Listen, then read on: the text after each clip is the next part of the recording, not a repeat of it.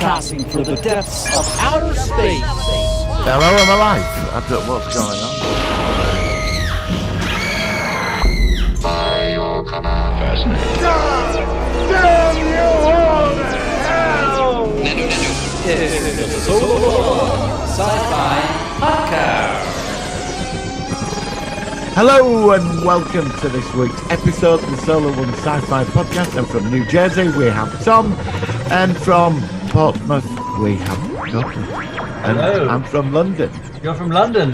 How you doing, guys? And from the deepest, darkest depths of outer space and time and space, the three of us are here again to troll the world of science fiction and pop culture.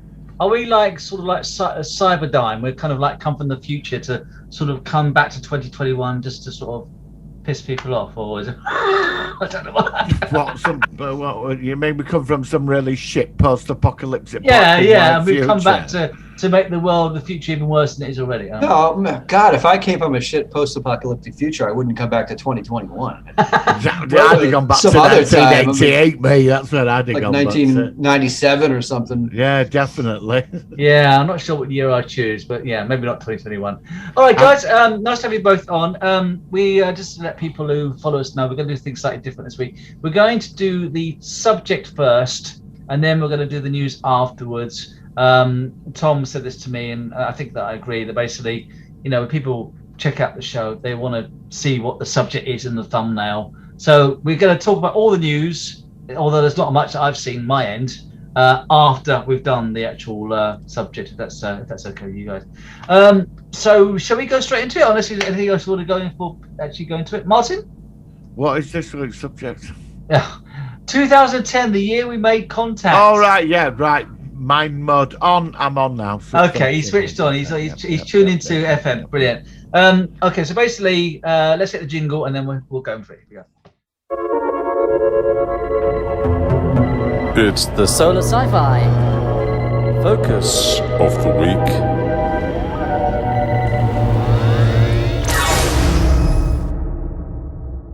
All right, so a couple of months ago we did 2001: A Space Odyssey. I think this is. I don't know where Tom. But it might have been before Tom was more of a regular co-host. I didn't know there was a before me. You guys did things and knew each other? Apparently, yes. We That's did amazing. a few. It is. Wow. Actually, it was interesting because Martin was telling me about all the different books that followed 2001, obviously 2010. And so this week, because we've done 2001, 2010 is an awesome sequel. And Tom was saying that you've read the books, and I know that Martin's seen them as well. So basically, what do you think of it? Let's start with Martin. What do you think of 2010? I thought it was. It's a shame it's not recognised as a film. It's an exemplary sequel, and it also fills in all the weird shit in the other movie as well. Yeah, it explains it all. It's a great explainer. Now, let me first ask you, why do you think that the sequel was not as well recognised as the original? Either of you, what do you think about it, first of all? Before I ask Tom's opinion generally about the film, why was it not as big as 2001? Because it wasn't. Is that for Martin or me? Oh, whoever wants to say first. Sorry. Yeah, I'll jump in. I think I have a pretty good handle on this. So, 2001 was a cultural event. Like it was, no one had ever seen anything like it, Right. And it was so moving and intense and hypnotic that it was sort of like you watch that movie and it's like a fever dream to some degree. You wake up and you're like, wow, that was pretty profound, and I've seen something unbelievable and amazing, and it's get all that the music and the design and everything that comes around it. And it's so slow, but it goes at its own pace. So 2010 is like, someone sitting down and logically explaining that fever dream to you and telling you and filling in all the details. So was it the same experience? It certainly wasn't the same experience. It was a much more conventional science fiction film. which oddly enough made it less accessible than the first film. Like the first film is highly inaccessible. If you describe it to someone, you're like, Yes. oh man, I don't want to watch a screensaver for 2 hours. That's, But then the second film is very, very traditional, and to that effect, it is. I mean, it can't live up to its predecessor. This is no way it could, and I think it did the best it could to tell a new story in a cohesive way. I think if they had tried to remake or redo 2001 with the same style, but do it in 2010 without the concept of Kubrick being involved, I think it would have fallen on its face. I think somebody else trying to do that would have been a mess. I love it. Are you surprised that there was quite a big gap between the first film and the second film? Because I think the first one was something like 1968, and then the second one was something like 1982, which is quite a big gap. Yeah, it was 12 or 15 years. Quite a long time. I mean, from a late 60s film, from an early 80s film, that in itself is quite a sort of significant change. Right. But right. It was very actually the actors who appeared in the second one. They still look very good. Right. When they came back in this sort of more of ascended form. With obviously you see the monolith and all that sort of stuff. But yeah, I mean, I think it's an amazing film myself. I mean, it was a groundbreaking film, the same as Star Wars, although that's more fantasy, sci-fi fantasy. But it's funny because I think at the same year, it was around the same time as Star Trek II: The Wrath of Khan was around. They were almost competing, and I've said a lot of people who I've sort of read, they've actually said that they preferred 2010 to The Wrath of Khan, which is considered one of Star Trek's greatest films. So right. It's just quite an interesting thing that most people are more aware of, say, probably Star Trek II than 2010, which is a strange thing because of what was actually put into the film. Yeah. I mean, it's odd to say that someone would compare Wrath of Khan and 2010 as, they're sort of like apples and pineapples. Yeah, they're not. Yeah, that's true. That's true. Very, very, very different movies. Wrath of Khan is, it'll take all comers. It's a great classic film. In 2010, I think had maybe it was a weird time because the other types of films that were coming out of a sci-fi genre back then were really things like Predator and Alien and Aliens and movies like that were like the real high octane sort of mainstream, more mainstream guns and action, and this was a movie about 2010's about exploration. It's about a bit of a profound nature of what life is in our galaxy and mysteries and things like that. I don't think I think it was a little bit of a not really there for its time. I could compare it to a little bit of The Arrival. That movie was it didn't have a big bad or anything like that. It was about the people going through it and experiencing what was going on. I hadn't thought about that, but there are some parallels. With The Arrival, definitely. Now you say so. I don't know how successful The Arrival was, but it's it's less mainstream, isn't it? Less mainstream. I know it's critically adored. I don't know I don't know how much money it made, but I love The Arrival. That's my type of jam.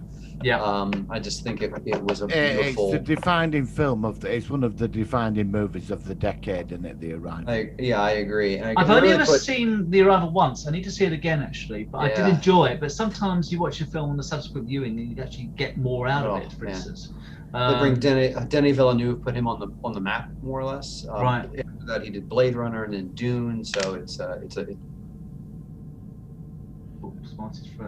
frozen. Are you still there, Martin?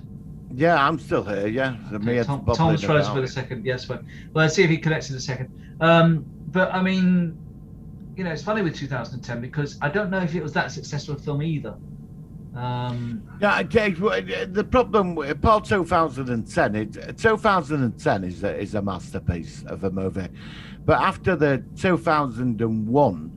Which was, my God, it was just an exemplary piece. It matured science fiction. it took science fiction to a whole new level. Yeah. It I opened mean- the door. And how can you get a sequel as good as that? But a lot of people prefer the sequel to the first one. Yeah, it's strange, really, because actually I think Tom's completely gone now, so we'll have to try and see if we can get him back for a minute.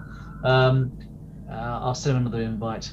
But the fact of the matter is that, are you surprised there wasn't a sequel to 2010, or do you think that's partly because... I am surprised, actually. There was rumours that we're going to do the 3001. Right. They weren't going to do 2060 because 2060 is a bit of a it's a bit of a damp squid as a story. Yeah, actually, I think Tom's coming back now. I think Has Tom read the books? Has he read the? I think so. Tom said he's coming back on now, so we should have him back any second. He's just connecting now. Here he goes. Hey, how Hi you doing, Tom. guys? Sorry about you're that. back. We were just Hey. asking. So you read all the books, have you? I have. I've read all the books. Yeah, I have. Yep. Well, what did you make? Because Michael were on about a sequel to 2010. Did you read 2060? That was a bit of a damp squid, the story for that, with the big diamond. Yeah, I did read going that. to the I did core, read the yeah. 2061. I read 3001. I read them all. And they sort of peter out for me as far as their impact over the next goes. But yeah, I did read them all. Yeah, because in the fourth one, he's still alive. He got frozen in space, wasn't he? Yeah, is it Frank Poole? Is it? Yeah, they collect that guy. David Poole, the guy that gets thrown off of Discovery and ends up freezing. They find him and collect him and basically bring him back, which was I remember thinking that was a little silly, to be honest. That's what they did. They could have used somebody else or figured something else out. But overall, I mean, I read that book. I read 3001 in probably like 6 hours. I just sat down. And read It did take me like I got through it in the night. Yeah, I enjoyed it very, very much. But when it left me at the end, I was like, they basically gave the monoliths a virus or something, and yeah, they did. and it was like, meh, okay. Well, when the monolith sent the signal, I think it were in one of the signals it sent, it was to eradicate mankind, wasn't it? Yeah, because they'd failed the experiment apparently. Something like that. Yeah. But for me, that's not what I wanted it to do. I kind of No.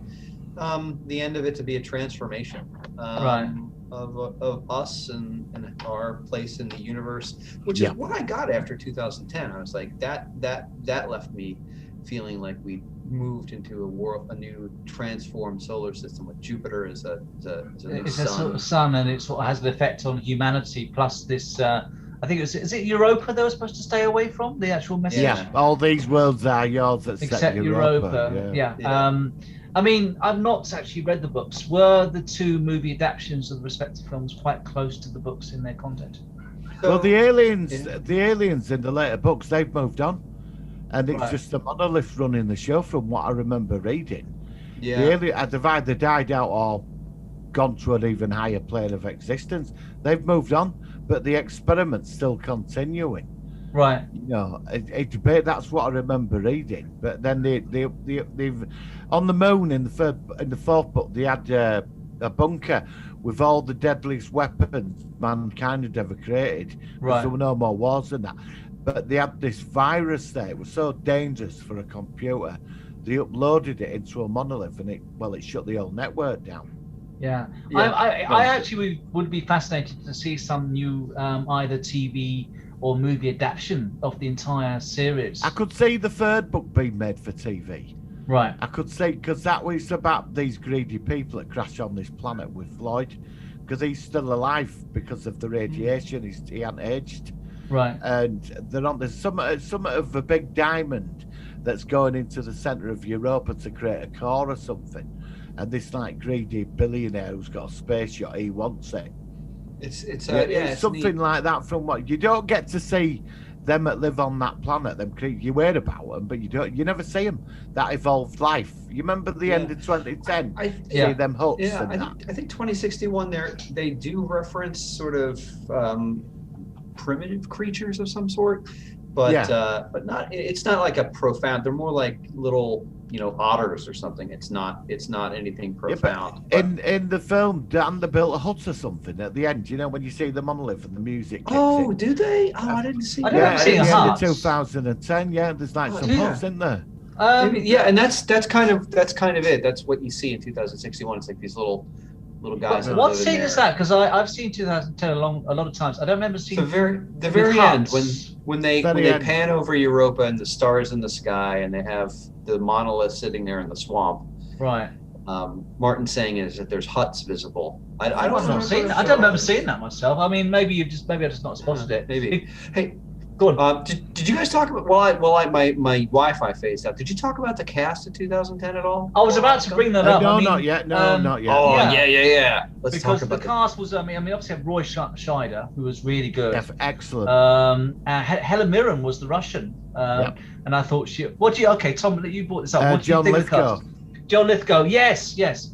Tom, what did you think about the cast? I think you might have dropped out again. Let's ask you, Martin, while he saw. This is like a blooper. God, this might be added to the bloopers. Martin, I thought what the did you cast. think? I liked the computer guy. Oh, the Created guy with the Al. glasses. Does that- He created Sound 9000 as well as Yeah. Al. He was good. And there's that scene where he like activates his creation. There's like a moment that he's a god. That he's like when when he's got his hands like that and he activates and he's just so in love with it, isn't he? Yeah, that's it. I love that scene. But he's very arrogant, isn't he, the inventor? What I liked about it was at the end, what was to me, because like I said, I've not seen the books, I'm more of a movie. I should read more, but I just never seem to get around to it. What I liked about it was that, of course, the main threat from 2001 was Hal. And of course, at the sort of end of 2010, you come to a point where they're worried that Hal is going to do exactly the same as he did before. Actually, Tom's back again. And of course, this time, you're back. this time, Hal was a computer who was not evil. He basically, the whole aspect of 2001 was that he had contradictory information.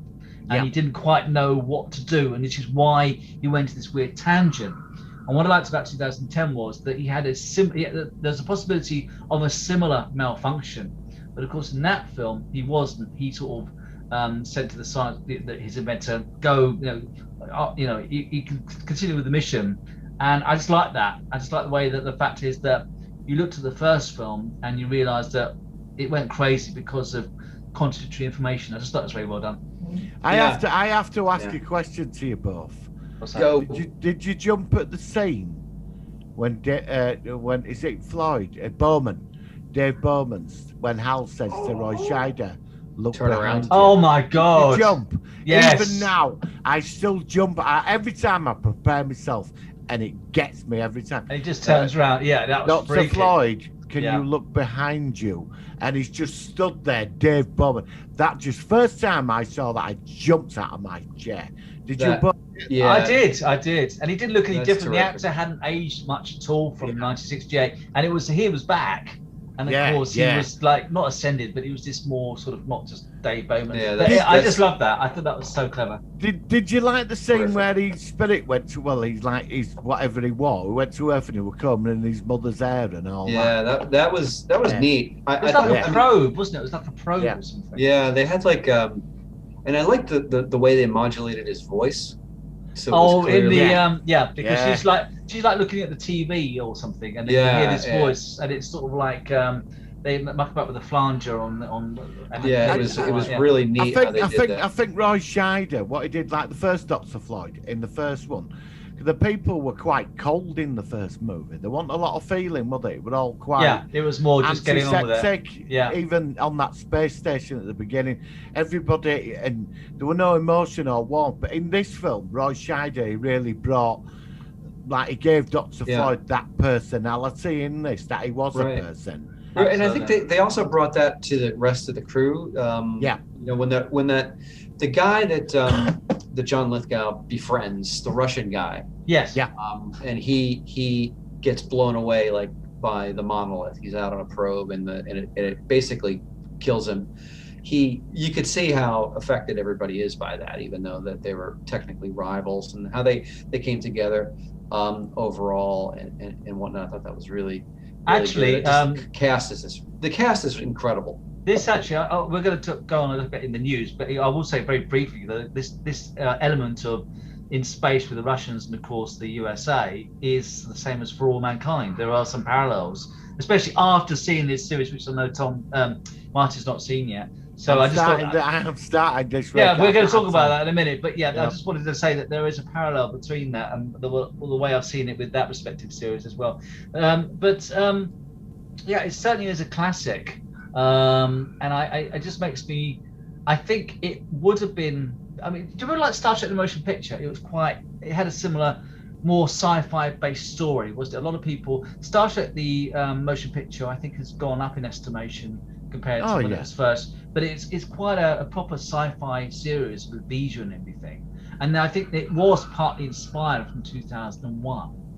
I think it's some of the story, the way it was actually came across. And 2010, of course, was a good sequel. But I think the element, same with the Arrival, is that a more sort of pure sci-fi story is probably going to get less attention because it's a little bit off mainstream. So that's one thing that makes me wonder whether it would ever be made again. Would you, like we were saying about the Arrival, what about Interstellar? Do you think that were inspired by any of this?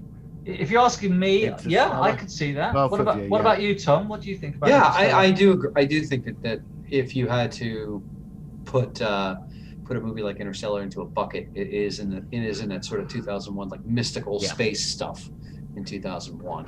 Absolutely. Yeah.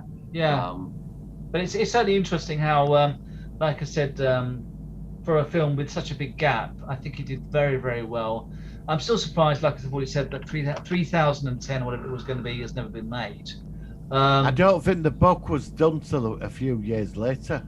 Oh, wasn't it? Yeah. When were the books made? Was there a gap between? The first book was done in the early 60s, I think. Okay. The first book, I think it was. But I don't think 2010 come out until like late 70s. So then maybe that's why there's a big gap between the actual film adaptation. Probably. Yeah. I think tastes have changed a lot. In order to take a property like this and make it into a television or movie, the whole thing, all of it, could probably fit into, or would best be done on television nowadays. Now with the way that things. They were going to do Sci-Fi Channel when it was Sci-Fi Channel. They were going to finance a TV movie of 2001, but they went with the other Arthur C. Clarke story where these demons turn up on Earth. Right. The children evolve. I only saw it once. It was like a mini-series to finance that instead. That was one of his books as well.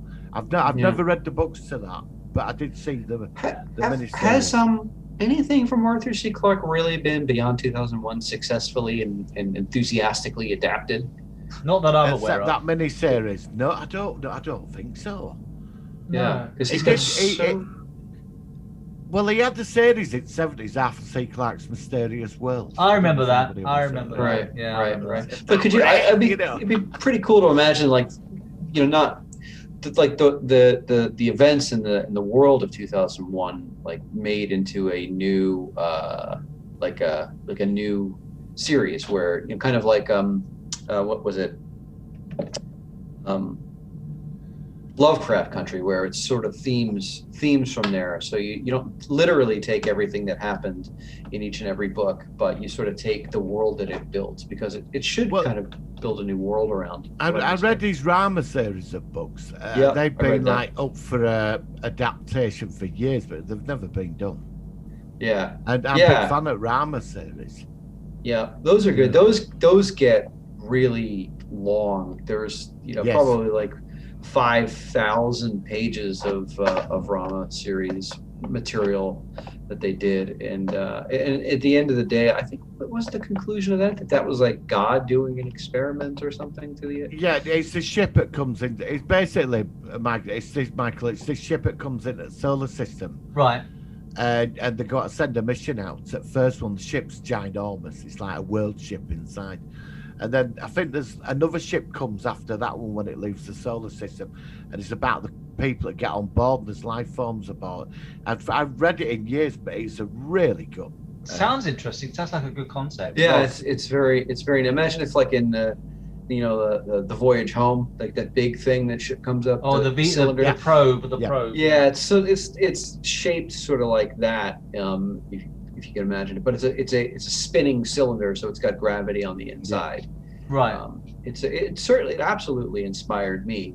Arthur C. Clarke definitely inspired me. I think they could pull off the 2 final books now. Right. I think they could be done, but it's. I think you could get away with them on a very expensive Netflix sort of budget.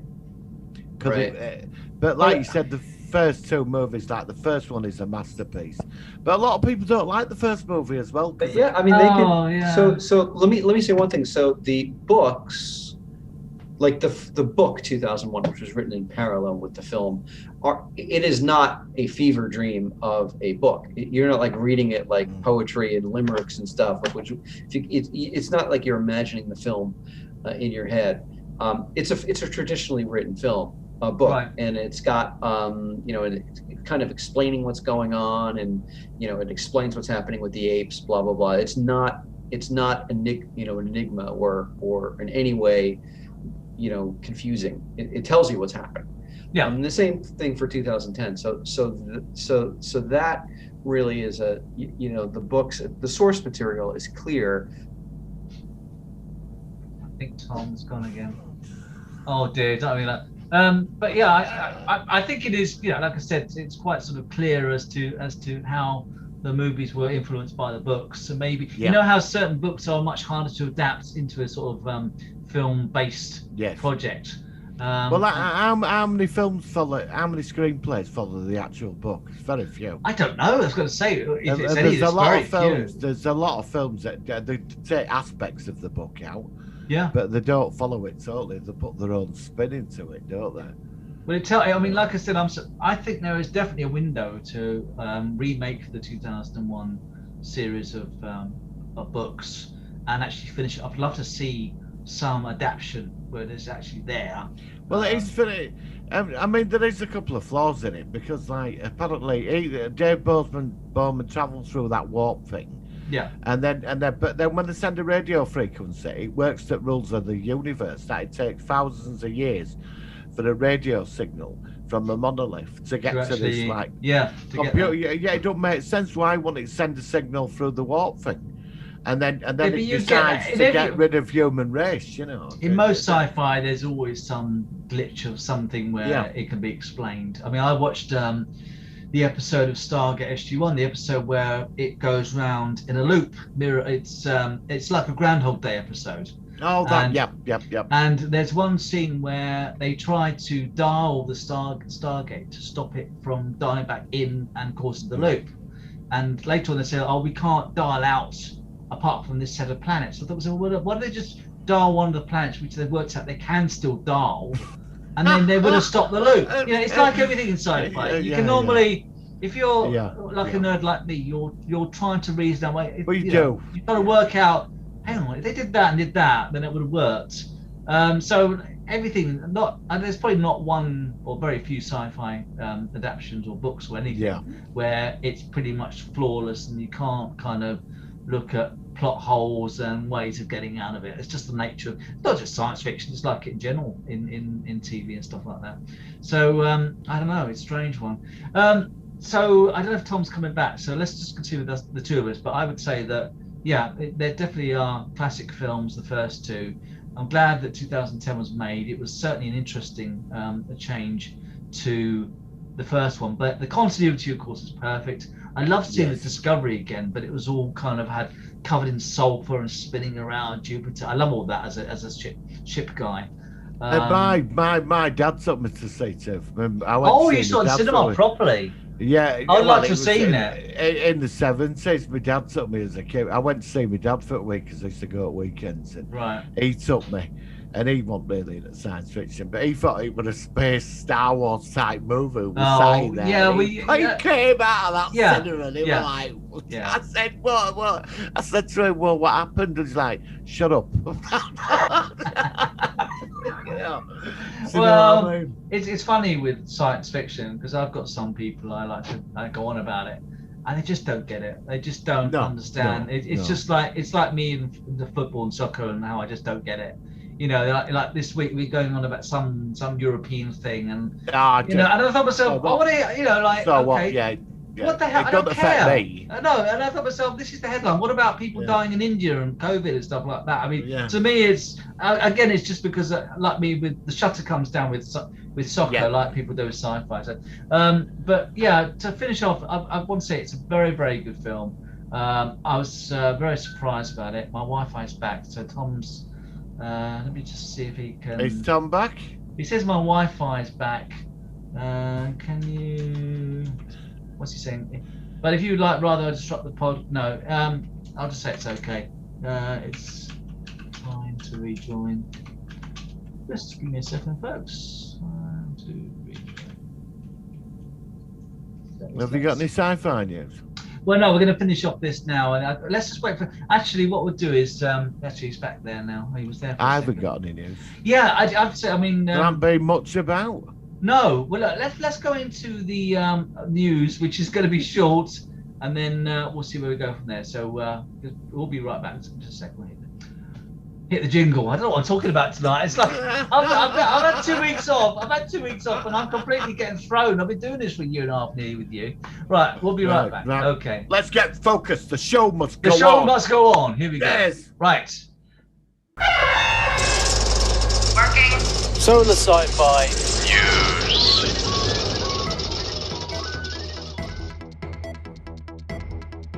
Right, we had an unfortunate technical issue after we've just talked about 2010, where the recording with Martin and Tom dropped out, the second part.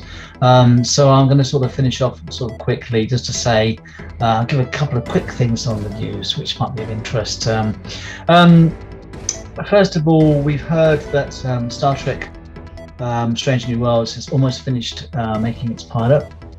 Although apparently there was some sort of outbreak or something, so it means the production was halted, at least part of the production, but then apparently they're still able to work on the actual pilot and not be too affected.